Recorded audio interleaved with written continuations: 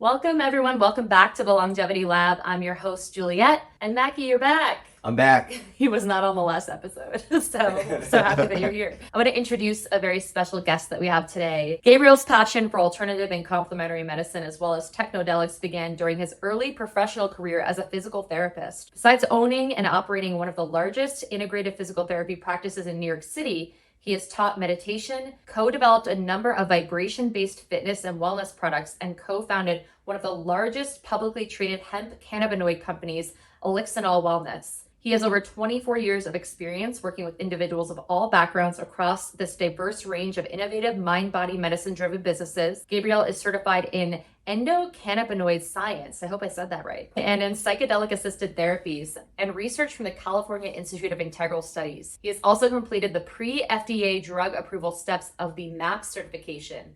He is a member of both the American Psychedelic Practitioners Association and the Psychedelic Medicine Association. He currently owns Sage Space, or partners Sage Space, where he combines sound light, PEMF, and natural medicine to facilitate a more rapid integration of body and mind. Well, I feel like Sage Wellness makes sense because you sound like such a sage with this background you have. Holy moly.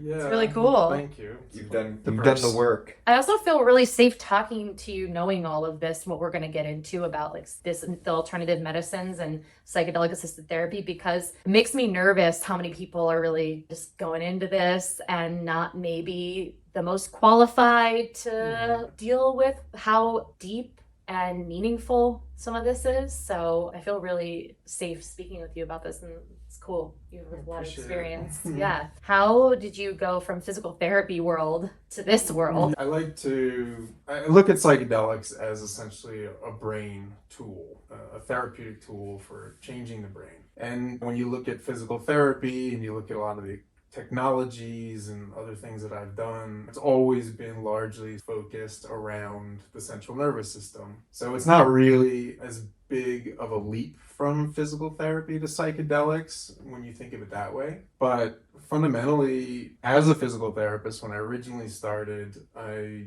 was following the very traditional path. So I came out, I had been into sports and athletics, and so I wanted to go right into orthopedics and work with athletes. And I did that, and I wound up on the Upper East Side of New York City with a lot of the top orthopedic specialists there, and started to realize that I was really just stuck following the orders of the orthopedic surgeons, and their orders were over time becoming more and more inconsistent with kind of the things that I was seeing with people. So I'd get a prescription to treat the knee, and I'd watch the person walk, and I'd see that their ankle was dysfunctional or their hip wasn't moving, but I would be relegated to treating the knee. And so I just decided at some point that I had to do this on my own if I wanted to really have the freedom. And so I started working primarily off of word of mouth rather than prescribing from orthopedists. Then what I saw was, as I continued to work with people, and again, especially in the Upper East Side of New York City, people were very much into chasing pain. So we'd work on them, they'd be out of pain, they'd go out, they'd wreck themselves again, they'd come back in. And for the people that weren't doing that, they would get out of pain and they would start worrying about whether or not their pain would come back. And so I started to see, well, it's not about just treating the whole body, but it's also about treating the mind and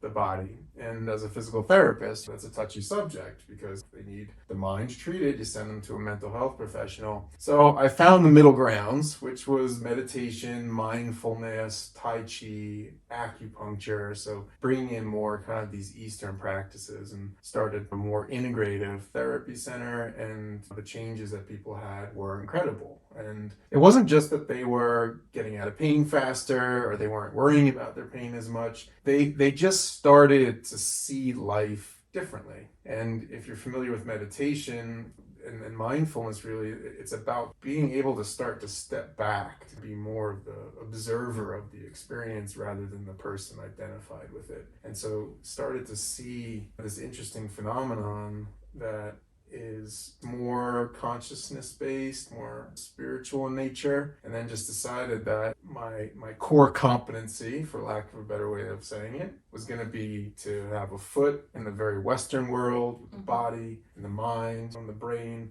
And then on the other side, seeing how we can push the limits. And then, of course, psychedelics had always been there. It had always been a practice. But then all of a sudden now there's training for it. There's the opportunity to use it in regulated systems or in decriminalized systems. And so that's where I saw this is the biggest opportunity to really treat the body, treat the mind, but really start to liberate people a bit more. This is really interesting to me because I work in tandem oftentimes with a really amazing physical therapist. And over the years that we've been working together, we've also come to the conclusion that the mental aspect of pain is such a huge component of what's really going on versus it being this very mechanistic thing that's happening in the body. Like, oh, it's obvious. Yes, you can look at it's the ankle dysfunction that then goes up to the hip that then causes pain in the knee to the shoulder, right? You can look at it like that. But then things sometimes don't really have a linear way of showing up for a lot of people. So they'll have just like pains that show up all different places all the time. And then you mentioned like chasing pain, which is really interesting. I've definitely seen that a lot. Like the nervous system expecting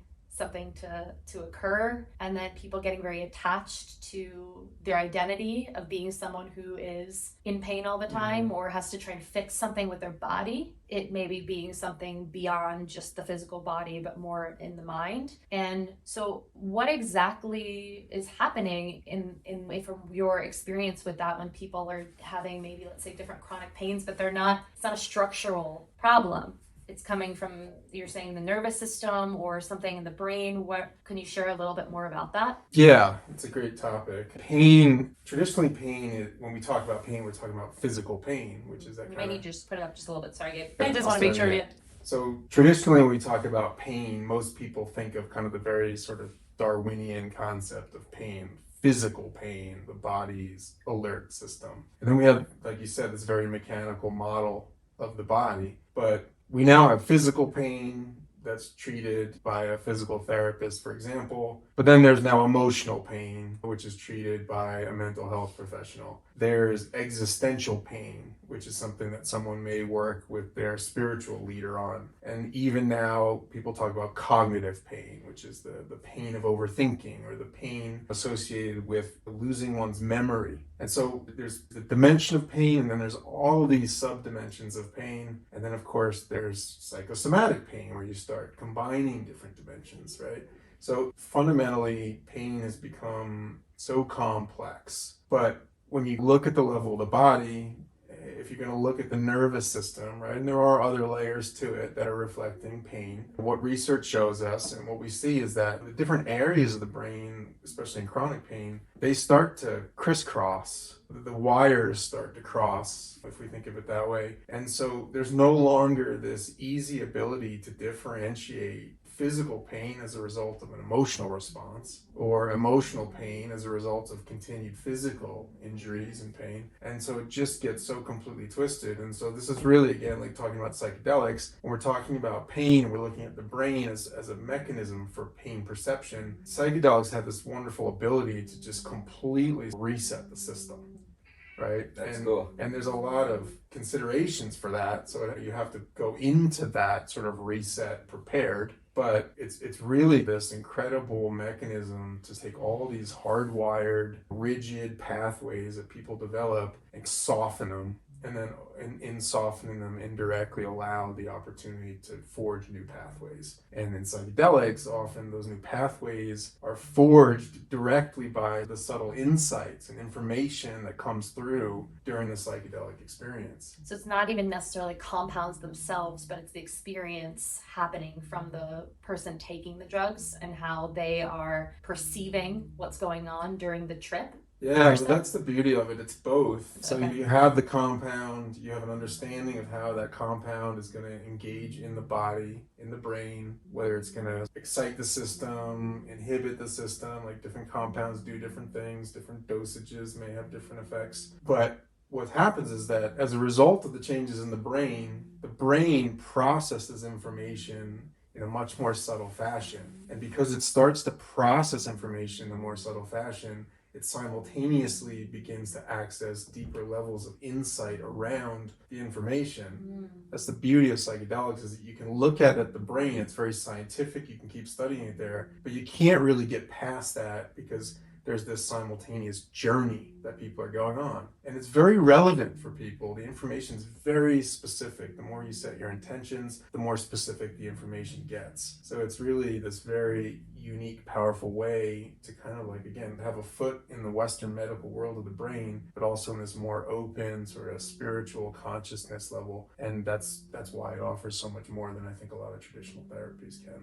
Go ahead, Mike. I was just going to say, does it allow you to access different parts of your brain or different things that you might be, let's say, just you're not even aware of in your mind? Yeah, it's a good question. So you take something like MDMA, and a big effect of MDMA is to reduce activity in the areas of the brain that are associated with fear response. So the MDMA is having this direct effect on an area of the brain. As a result of that, people are often able to reprocess situations that are normally blocked by extreme trauma. But it's the effects of classic psychedelics, so psilocybin, DMT, a lot of the ayahuasca, these types of things, which is DMT technically, they cause the brain to start communicating across different areas. I see.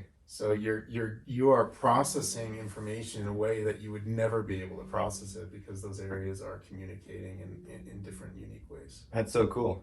It's pretty amazing to think some of these plants are doing this. Lots of things come from plant substances. To think about food in general is amazing what food can do for us, right? But to completely blast you off into another stratosphere, or I just think about, I don't know that much about ayahuasca, but from my understanding, it's like 2 different plants or something that someone figured out to put together. Is that correct? Do you know that? Yeah, it's a brew that has one component contains dimethyltryptamine, which is this sort of psychedelic compound, and then the other component has an MAOI, which is essentially prevents the breakdown of dimethyltryptamine. And the MAOIs themselves are known to have their own properties, and so it's a very extremely unique combination, and it's what allows it to last very long, and why for many people it's very extreme of an experience. Just think about like how that was discovered so many years ago, right? Because a lot of these have been in different traditions for thousands of years, from my understanding, of using different plant medicines. Yeah, more ceremonial, sort of indigenous practices like ayahuasca, San Pedro, peyote, Native American church. Yeah, these are like very, very old practices. And it is, it's interesting to think about how these things were discovered. Yeah.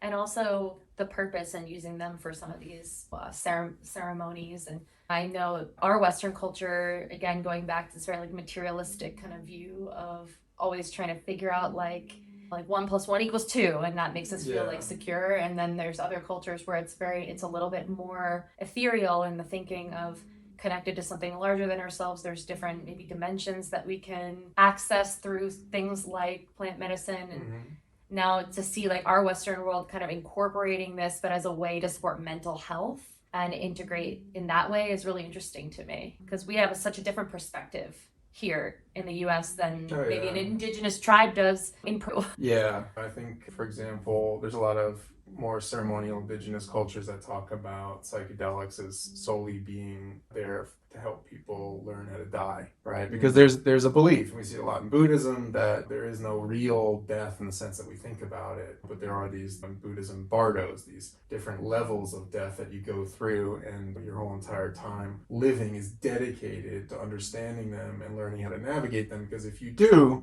then you are liberated as a result of understanding them. But of course, like in the West, like we would never want to say this is something to help you learn how to die, because death is the absolute We try to worst. avoid it at all costs. Exactly. Yeah.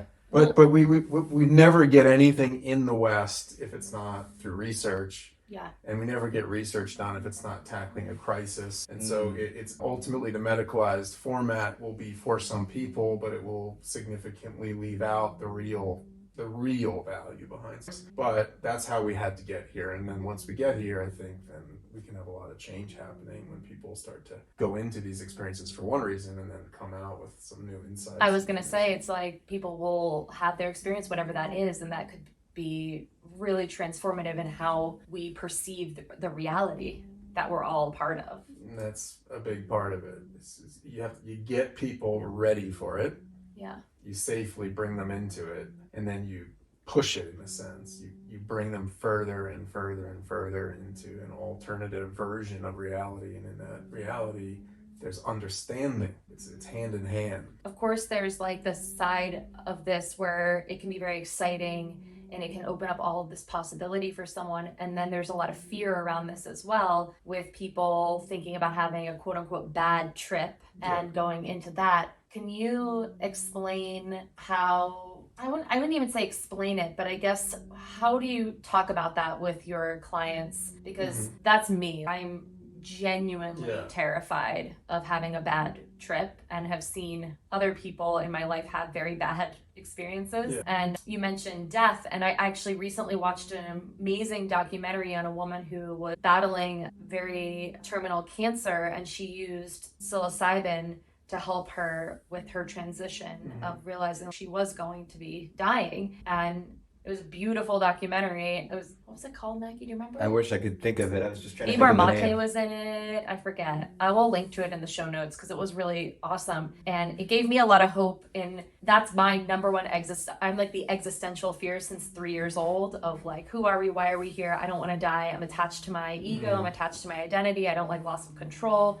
I've had panic attacks throughout my life because it's very wrapped up in this fear of losing my mind and losing control and not having everything be what it is, right? And so how do you support people in that? Because I think that's one of the number one fears that I know I'm not alone. You're definitely not alone. That is the bad trip is a mandatory conversation in any dialogue around psychedelics. Well, first of all, I think it's important to point out that if you look at research, that a lot of the times when people that are participating in research studies have the quote unquote bad trip, they will still go back afterwards and report that it was one of the most meaningful experiences that they've ever had in their lives. But the main reason that people have a bad experience with psychedelics is what we call set or setting. And usually it's the set and setting are the two most important components.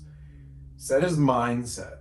Right? So when people go into a psychedelic experience unwillingly, when people are brought into a psychedelic experience not having any understanding of what may happen, anything where an individual is not fully prepared, it's normal to feel a little nervous, but you really have to do a lot of work. We call this preparation to get people to a point where we feel that they are able to let go. So is that possible? It's not easy, and even the most well-traveled psychedelic journeyers are still always feeling a little bit of nervousness going in. So it's totally normal to feel that way. But then there's settings. So again, this is where most people, I had a bad trip when I was in high school, or this is my experience. Setting is the environment that you're using psychedelics. You don't want to be in an environment where you will be vulnerable to circumstances you can't control. That's why we facilitate. When we facilitate, we get people ready. We keep a closed container. We call it a closed container. It's a safe environment. We allow them to have the things they need in the room. We're there to constantly support them,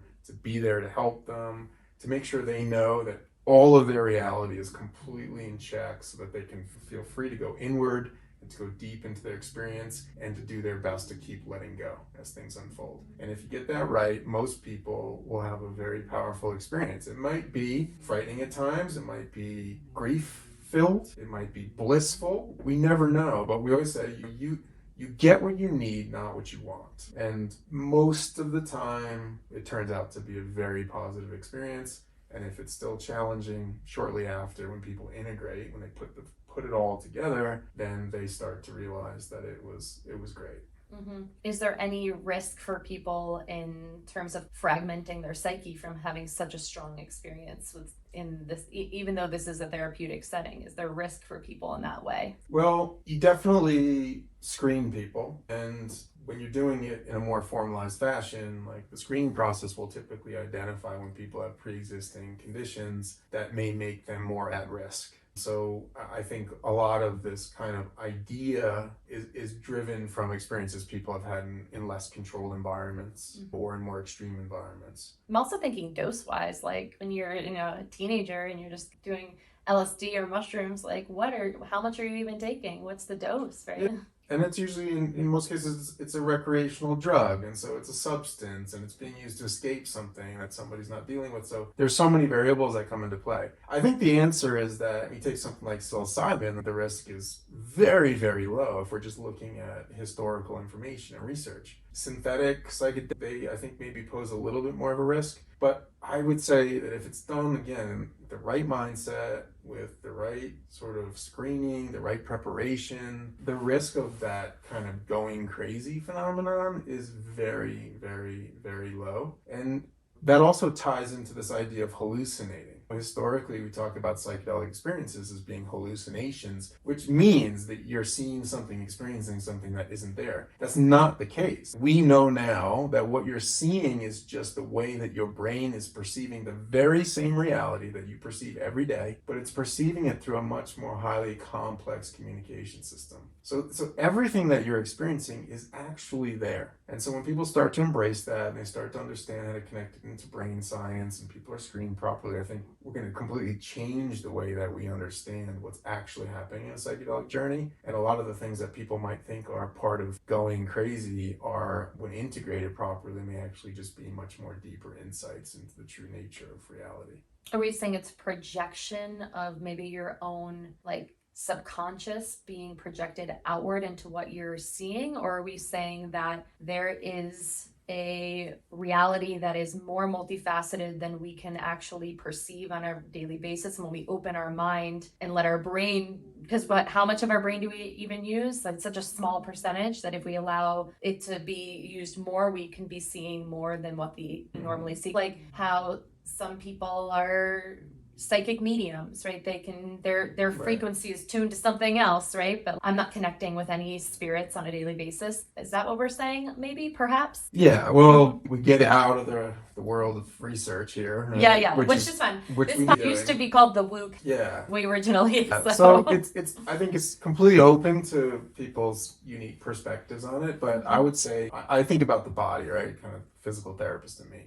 And I think about the fact that we acknowledge, okay, we have a body part, we have an arm. We acknowledge that the arm is comprised of different systems like bones, muscles, joints. And then we start to say, okay, well, what are the muscles made of? And we say, oh, they're made of cells, right? Everybody accepts that. But what are cells made of? Okay, molecules. Then we hit the Western medical threshold there. You keep going and you start to realize, like, molecules are largely made of atoms. We acknowledge ions, right? Electrolytes, like we want our electrolytes, we want our ions, right? That's an atom. But we know we can go further than that, right? So there are layers upon layers upon layers. In the DMT world, people talk about hyperspace and hyperdimensional awareness. That's the reality. And so how do you perceive things at a much more subtle level in science? You get better and better equipment to look at them. So what happens when you take your brain, which is normally operating in this very simplistic, organized, localized fashion in this level of reality, right? When you start to change the way that the brain operates, it becomes a better and better system to perceive. And that's exactly what's happening. As time and space collapses, we perceive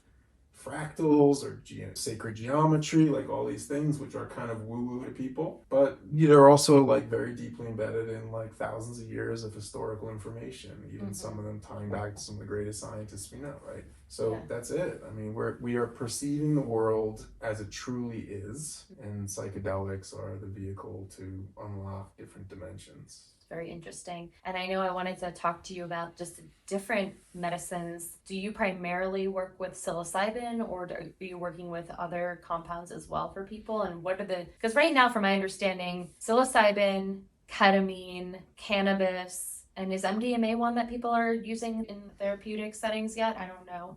But I know those few that I know there are therapy practices that are like yours that are working with different compounds. Yeah, so ketamine is being used throughout the country. It has a history as a pharmaceutical, so it's being used above board, if you will. In Colorado, we have natural medicines, so psilocybin, psilocin technically, which is the active ingredient that your body is working with when you take psilocybin. So it metabolizes psilocybin into psilocin.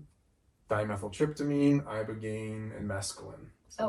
So those are all technically the ones that you can work with in Colorado. The latter for still in the decriminalized world, which means that people are they're bringing their own, sourcing their own, and then you're sitting for them. And then MDMA is like very, very close as an FDA approved drug, probably the end of this year is when people expect that. It's being fast tracked by the FDA for PTSD. And that will be used legally with psychotherapy in a psychedelic-assisted psychotherapy structure. But of course, a lot of people are working with MDMA still now in the underground and a whole host of other substances. Sure. So I can say I have experience with a lot of these different compounds. Yeah.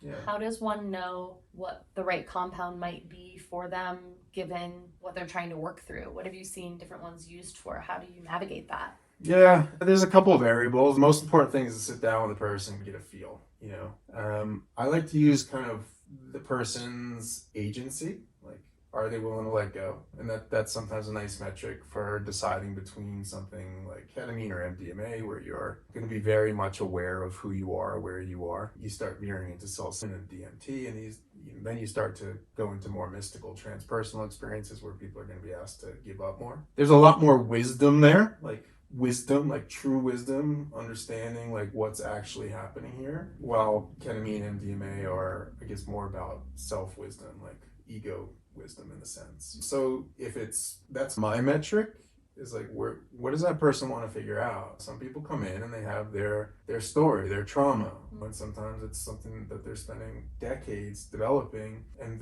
that's all they want to do. And so that person needs to gain deeper insight into their trauma themselves. What happened to them? What is it that's holding them back? How do they advance past it? Other people are curious about the nature of death. So that person, I wouldn't necessarily say is going to get that out of a ketamine journey. It's possible at very high doses that anything can happen, right? So they might be more somebody that I would want to start talking about psilocybin with. So agency is a big part of it. And then for me, it's kind of that, do you want to dissolve your ego, or do you want to go deeper into it? Both very therapeutic, and there's definitely an overlap. So it's not so easy to differentiate them. Mm-hmm. That's usually how I'm approaching it, is, you know, what how connected is this person to their story, to their trauma, to their past? Do you think that there's any benefit from starting off with doing microdosing of any of these things versus doing the full dose for someone? Yeah, microdosing. I think microdosing for people that are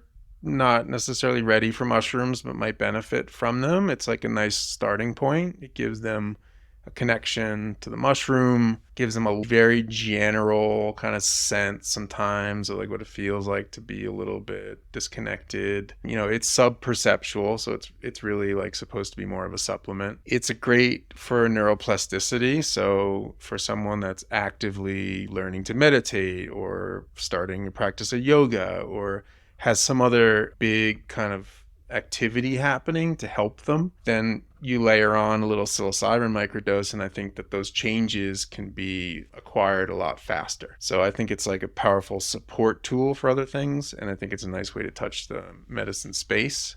Yeah. But it is also, I think, overemphasized in terms of its ability to create like very quick, powerful transformation, because it's very easy to do and it's low risk, and people, you know, it's a good business model for a lot of people. But yeah, it's kind of in the middle. Like, it can be a very nice sort of part of the path. But for the big, profound, transformative changes, you really have to like go deep into a different, you know, reality in a sense. It's amazing how some of these experiences that are one time or just several times for people can override programs, from my understanding, that have been running the show for years for people, that maybe even taking pharmaceutical drugs for anxiety, depression, that are sort of just kind of band-aiding it a little bit, but it's not really overriding the programs that, like the pathways in the brain. Right. And like you said,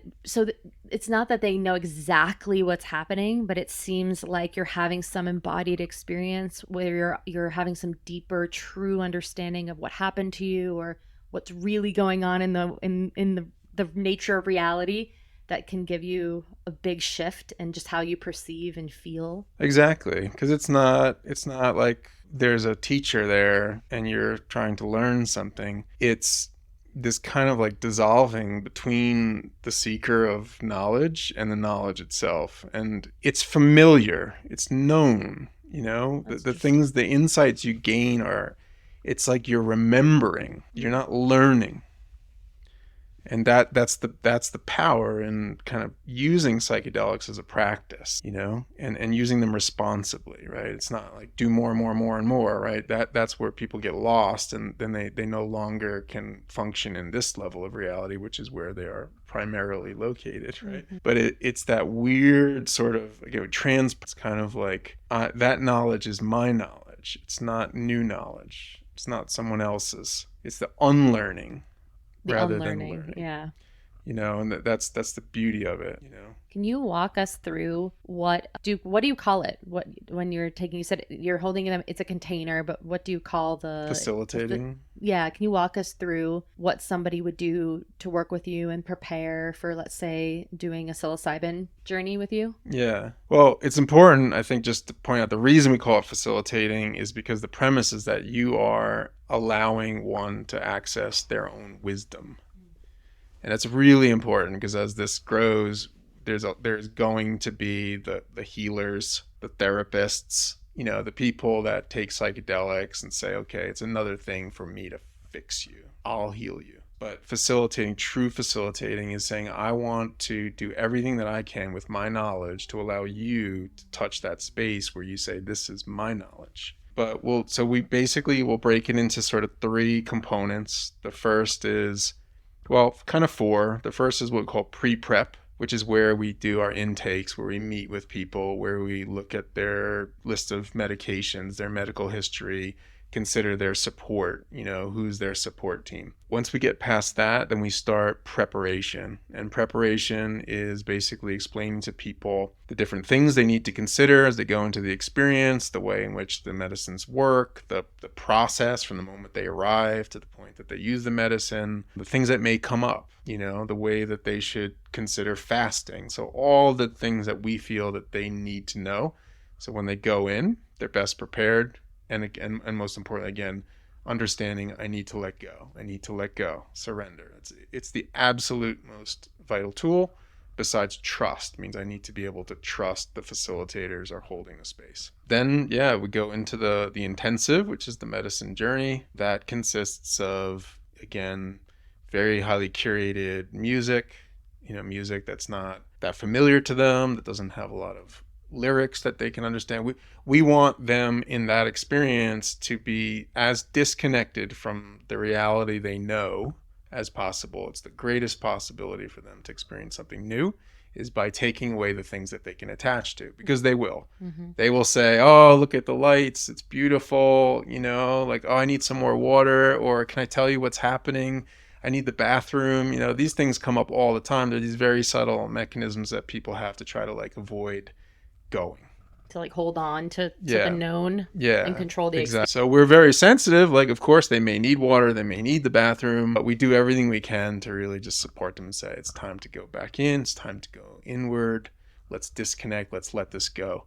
And so the dynamics of the actual experience are highly complex, and we can even have very intense experiences too. And we're not using anything. Sure. But when people go really deeply inward and it opens up the opportunity for us to clear our minds, to go into our meditative states, there's a really incredible sort of, you know, indescribable realm that develops in the room, right? The psychedelic realm. Then typically we'll give them some clean snacks and sit with them. Generally, integration is the next part and kind of the last part.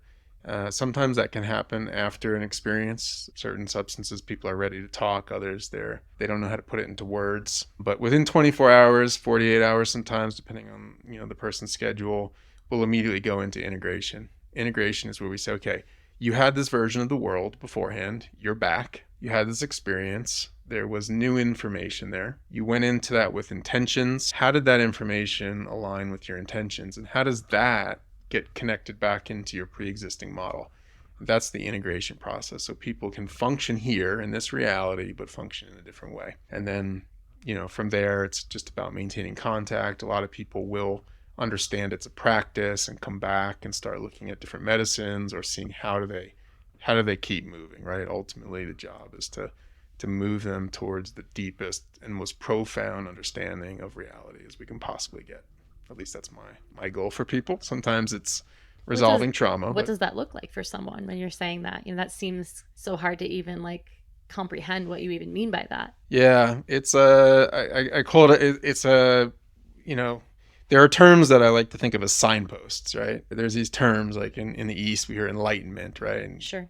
liberation, freedom, bliss, self-awareness, right? Like they just point to something, but you can't put it into words because it's from where concepts arise, right? Like they say the eye cannot see itself, but you can get there with meditation, you can get there with like true dedicated commitment, and psychedelics can also get you there, and they can tend to do it a lot faster. Where's this fine line with people who are using psychedelics maybe inappropriately or doing it too many times to try and like, go into that alternate reality to what this reality is? Like, how do you determine that? Because I have witnessed that a lot in like the different spiritual spaces that I've dipped my toes in the water of, and just seeing people like, I'm on my 35th ayahuasca ceremony, and it's like their whole lives really, it's an identity. It's the identity of like psychedelics. It happens in spirituality. You mentioned it earlier, like talking about people that identify as a person in pain. I mean, so I guess it's in everything. Anybody can we hear about it all the time, right? The guru that gets busted because he's sexually assaulting people, right? Like you can get, there's a point you can get to, right? And then you have a decision to make, and the people that get there are the ones you don't hear about because it's no longer important for them to be the expert. So that's kind of like, I think, the sign of a true psychic experienced person. They actually become less and less available, But you do have people that get immense pleasure, and you get people that get stuck in healer syndrome, and there's nothing wrong with it because there are people that want the healer, but it's once you start unlocking the secrets, it's like, what are you going to do with it, but it's very hopefully not monetize it. No, but that's seems to happen a lot. It's very easy, and a lot of the times that's going to be someone who actually didn't acquire much knowledge. They just saw some cool things, saw the sacred geometry, or had something very important to their business model show up. So it confirmed, like, I'm right, like my model's correct. Like I got it all. And so now I need to show everybody, and it's going to cost $10,000 if you want 3 days with me. It's okay. It's a game. It's all a game, right? Sure. That's the ultimate. You mean reality in general? It's just a game. Yeah, and I was thinking about this yesterday. Like, everybody is just perceiving their own little viewpoint of their reality. We're all in our own little worlds. And sometimes you can get in your community where you kind of all have a similar viewpoint and you're like herding together. But I just think about the vast nature of like people who live, like right now there's a shaman living in the woods that I cannot relate to one little bit in how they're perceiving their reality versus my tiny little perception of my reality over here in Boulder, Colorado. They call it it's Andrew Gallimore's great writer, talks about sort of the consensus reality, right? It's the fact that we all agree that what we're seeing is the same. We all agree there's a microphone here, but what are we actually seeing that we're calling a microphone? There's no way to ever know that. But yeah, it's exactly the case. I mean, you're getting into some pretty deep philosophical discussions about what is actually happening. Is there anything happening outside of what we're directly perceiving right now? We can't say there is, but it's, it is a game that we're playing, and our primary goal is to know the game, understand it, see it for what it is, and letting go. That's all there is to it. People take it super seriously in a psychedelic experience because they're terrified, right? We say trust and let go, and they say, okay, I'm gonna trust and I'm gonna let go, and they practice it because they're afraid what will happen if they don't do it. But the trusting and letting go it's not relegated to the psych experience. It's all there is to actually cultivate in reality. But it sounds like psychedelics can help you access that because, I can say I can practice letting go, and I might need a little help getting there. I might need something to actually push me to let go. Yeah. Certain psychedelics like ketamine, low dose ketamine, that you definitely let go. It's kind of a sedative, and it creates this sort of dissociated experience. Your body is very relaxed, like your mind quiets, and you let go. Yeah. Right? Other ones excite you.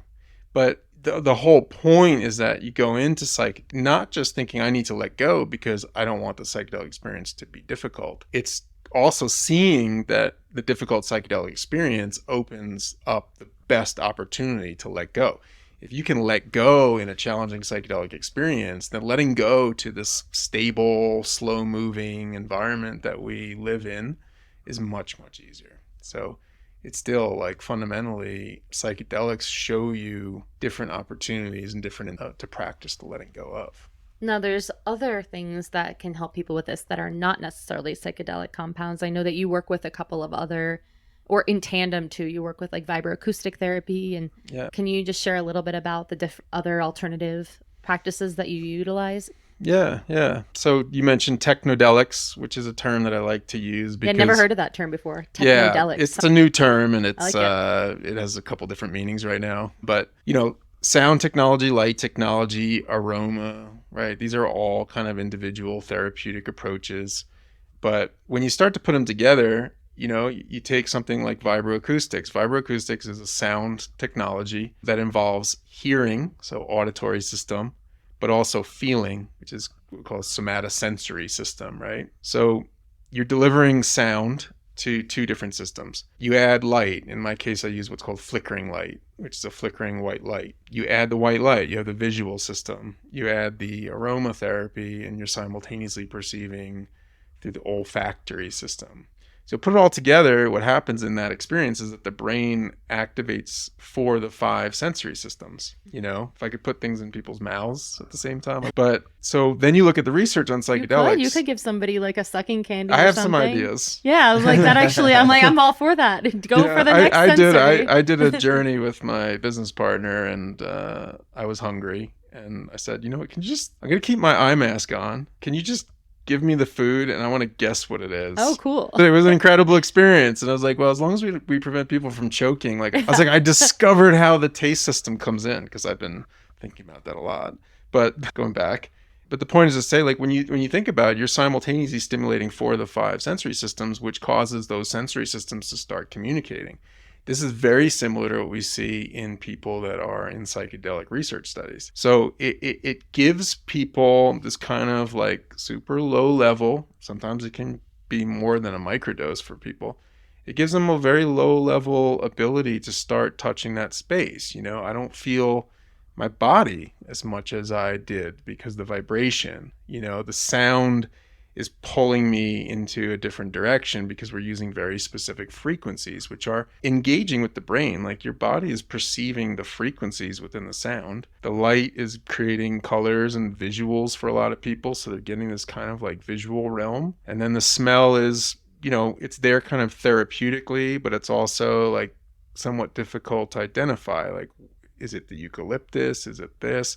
So you're giving them the opportunity to start touching that space. But all they have to do is lift the eye mask or get off the lounge or shut the light off, and they're right back in their body. So I use it as kind of primarily a preparation tool for psychedelics, but it has its own, sort of Western world too. It's, flickering lights for being used in Alzheimer's studies for cognition. These very specific frequencies that are lost in people with Alzheimer's, the gamma frequencies.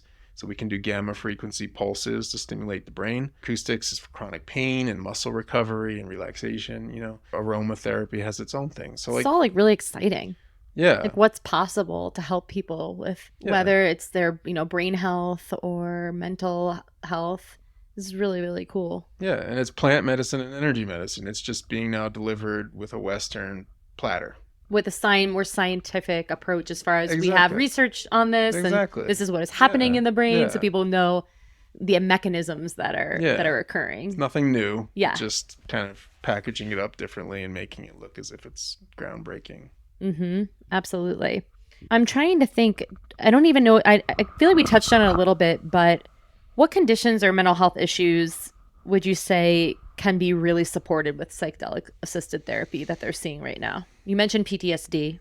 Yeah, I mean, MDMA is very heavily focused on PTSD, and the results have been phenomenal. I can't say this as a fact, but I think the research results have been beyond anything anyone's ever seen. Wow. Depression obviously drives a lot of research with psilocybin, most of the, ketamine as well. Anxiety is there, right? Like anxiety is just, it's got its tentacles in everything. And so I think anxiety being the most prevalent sort of mental health issue is a very strong beneficiary. I think we're still not, there's a lot of psychiatric conditions and mental health conditions that are kind of like on the fray because of the concerns, like where, bipolar disorder, for example, a lot of people are exploring it, having good results, but it's also in the world of research considered to be a contraindication or a place you don't necessarily want to go. Or I would imagine like schizophrenia, Yeah, things like that. so yeah, exactly. So I think we'll probably see like anxiety, depression, PTSD, kind of very focused in the mental health world. I think we'll start to see some curiosity with ADHD, autism, these types of situations where we know there's just, I don't even want to say abnormal, but there's a different way that the brain is operating. Yeah. And then chronic pain, because it's very closely linked to mental health issues, like at the level of the nervous system, that's going to come on strong as well. And chronic pain is definitely a big issue, right? So yeah, absolutely. we'll probably be there for a while, Yeah. and then the rest of it is more end of life, existential dread, and then consciousness exploration, Where do you think the future of psychedelic medicine is going? Yeah, it's a good question. I think it's going to get kind of split up, right? We're going to have this very medicalized model, where you have, trained Western. How do you feel about that? Because I know there's some people have like, I think I see both sides to this, just like with pharmaceutical companies getting involved with these compounds and kind of like, are they going to isolate them in different ways than they would have been used more traditionally? And is that going to change how they work? Yeah. So a lot of people are spending way too much energy battling. You have the very committed, like indigenous ceremonial side where they're very fearful of what Western medicine is going to do to ruin it, and the lack of respect they're going to show. And then you have the medicalized model, right, which is saying like we need to control this, like dosage, we need the research, and that they're both going to exist. Yeah. And then there's going to be everything in between. Sure. My answer is like to that question is that it doesn't matter, because if you get the right psychedelic experience, which means you feel like you have the right people administering the right medicine, right? You're properly prepared, which everybody's going to do because it might be a liability issue or something else, right? Like everybody's going to get some level of preparation. If they're lucky enough to get a transpersonal experience, like the indirect result of that is to not give a shit about like what's happening around them and solely focusing on just continuing to go inward, continuing to inquire, continuing to contemplate. So I think overall the future is very bright, but it'll face like everything else. There'll be profit, there'll be advocacy, there'll be people doing everything that they should technically not be doing if they actually understand what psychedelics are here to show us. Do you think there's any risk for the whole operation being shut down like it was back in the 60s, 70s? No. Okay. No, we're off to the races now. We're here with it. There'll be a lot of controversy for sure, but the whole reason it got shut down was largely just because it was the vehicle through which to stop the counterculture movement. So it was made illegal because that's how people could get arrested. I think that was a very different world back then, right? Where they could control the message a little bit easier. Now that there's so many more avenues to find information, like with the internet. Everybody, the cat's out of the bag at this point. Yeah. It's also not new, right? Like, it's not like all of a sudden people are like, oh, now I finally can use psilocybin. Like, you just have to be educated and then you can use it. You're gonna find mushrooms if you really want to find I just had no idea growing up that they could be used for any kind of therapeutic reason. I only thought of them when I was younger as avenues to like go on a trip and like be on drugs. Yeah. It wasn't until more recently that it's been discussed, like all of the positive benefits and like setting like you're talking about. Yeah. Well, but I do know people, who talked to me about doing them when they were younger recreationally had really transpersonal, some of them like, incredible experiences that Yeah. changed their life forever. So Yeah, I think people have the, again, right set, right setting. Yeah. Like you're almost guaranteed with classical psychedelics for sure, that type of an experience. But yeah, you're younger than me, but you know, you're still influenced by the 60s and 70s and Much. the 80s, right? Nancy Reagan, war on drugs. Yeah. So it's changing now. Now it's neuroplasticity, right? Which is true, but it's still oversimplification. Like it needs to get to the point that it's like it's peeling back the veil, it's going more inward, it's gaining more wisdom. Like that's ultimately where it should go. Well, and what's interesting to me is the potentiality for like a change in consciousness with some of this. You know, I don't know if I would see it in my lifetime necessarily, but if everybody were to take not these and lots of people were to have these experiences where they were to open their mind up to the nature of reality, not just what our small mind is perceiving, Yeah. how that could actually change everything and how we operate in this time and space. Yeah.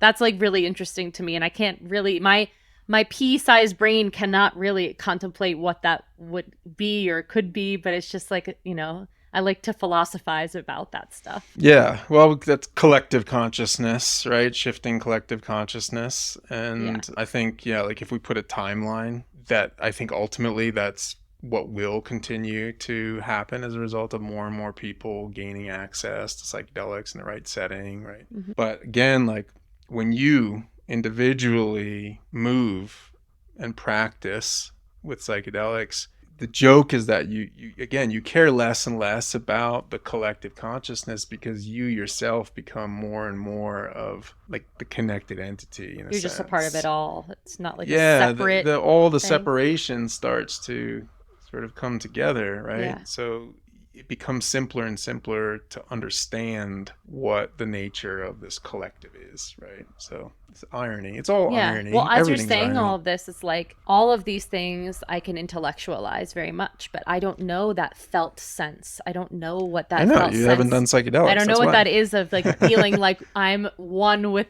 everything, right? Yeah. It's like, so to me, I'm like, is that a good feeling? Do I even want that feeling? Like there's a lot of fear with the separation, like and like cutting yourself off from that, Yeah. you know, this perception of your identity. It's very normal for people to start gaining like a more transpersonal understanding and then, you know, being very clear, like, I just want both, right? Like, Sure. I want all that, like the bliss, the knowledge, and then I want to come back here and I want my pleasure, right? Like, but again, like it gets simpler and simpler and simpler. That's all I can say. Which sounds really nice. Right. Since you know? I tend to overcomplicate everything Yeah. 'Cause- and analyze, you know, like everything to try and like fit it into Yeah. some sort of like understanding. You don't become isolated. You don't feel hopeless and aimless. You know, it's not that. It's completely different. Yeah.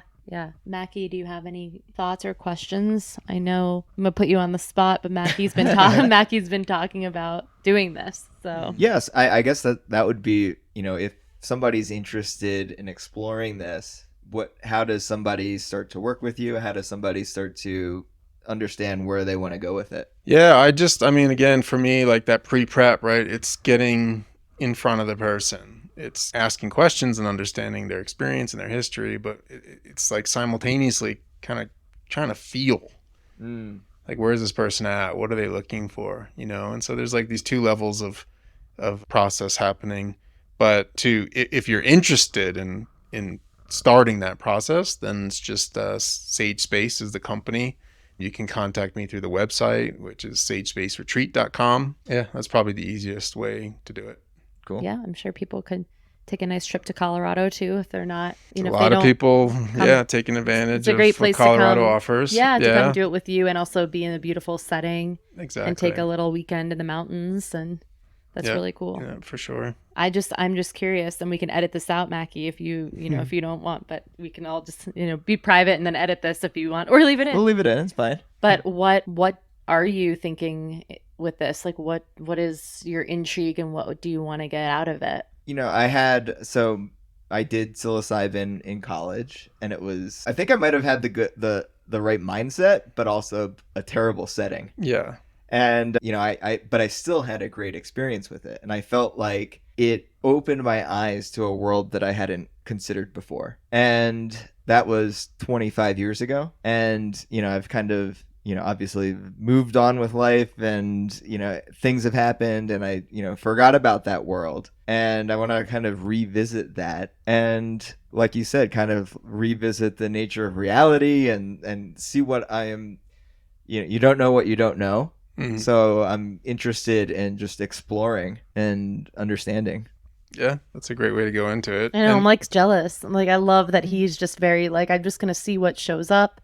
And I love that for you. This is why we work well together. The lack of, we're very different in the way of control, where Juliet needs every T to be crossed, I to be dotted, and needs to have that control over making sure that all gets done.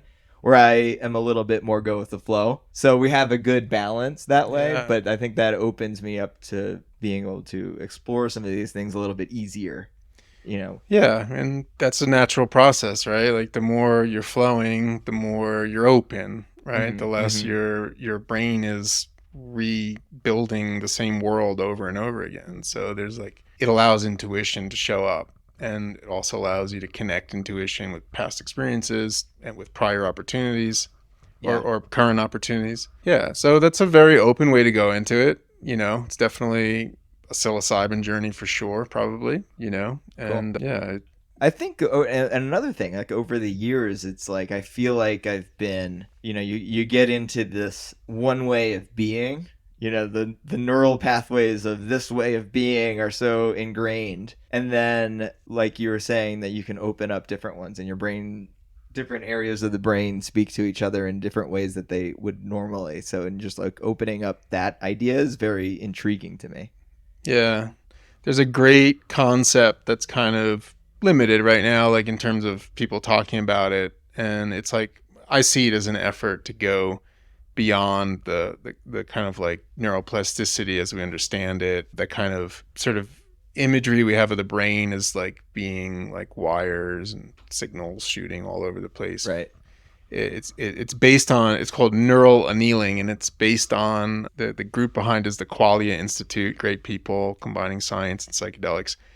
And it's based on metalworking, right? In metalworking, when you have certain types of metals that are very brittle, very sort of damaged, broken, inflexible, they heat them really, really, really high. And they say they heat them past the point of crystallization. So they bring them into these very highly liquid. And they keep it there. And they keep it there until everything starts to fall into like this perfect equilibrium. And then they slowly, slowly cool the metal down so that by the time it's completely flexible, repaired, and retains a lot of the original strength that it had.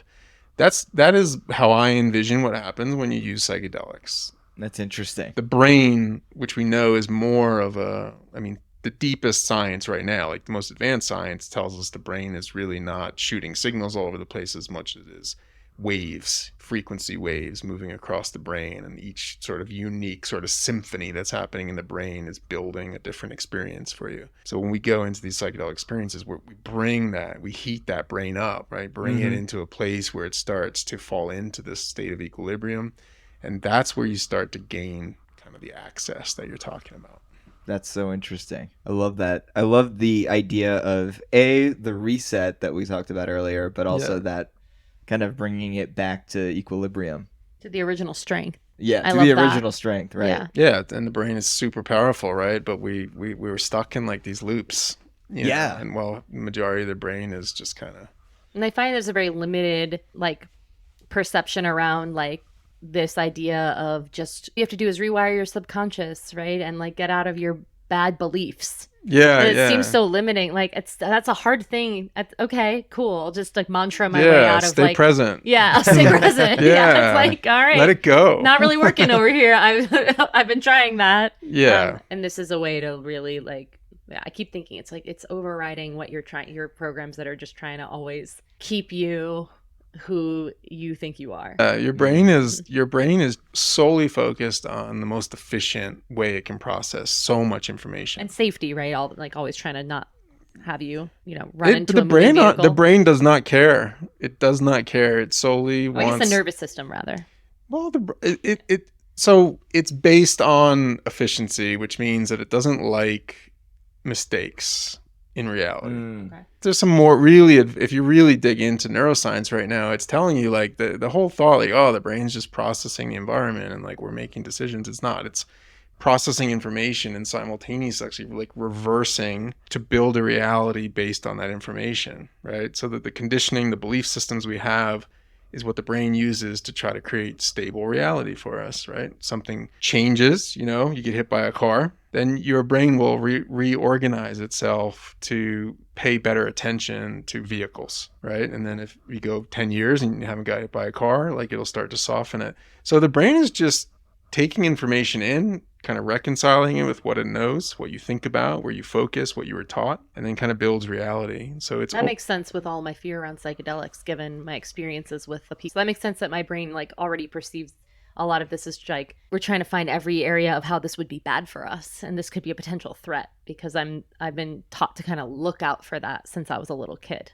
So that makes a lot of sense. It will prioritize information that reinforces the threat, but you're very curious. It's very clear that you're curious about psychedelics, which is now why it's starting to show up in ways that are giving you that intuitive idea like, oh, maybe I should try to put that model aside Yeah. and educate myself around what does it look like when it's being used in the way that I hear about people using it. So the brain's just flexible, but when you take psychedelics, its belief system kind of drops back a little bit because there's so much new information, and then it tries to integrate it, you know. Things are familiar to you. You know, there's a tiger. I don't know why the tiger's there, but like I know it's a tiger, and that's like the brain using its model with new information. So yeah, the brain is like, I have a lot of gratitude for the brain. Like it's an incredible thing that it can do to open you up to new reality while simultaneously like keeping your body functioning. Yeah. I have one final question for you Sure. that you may or may not have the answer to, but what do you think we are, humans? Like, what do you think? Yeah, what do you think we are? It's a good question. Easy question to finish. Yeah. I don't know. And I'd be like, great, end of podcast.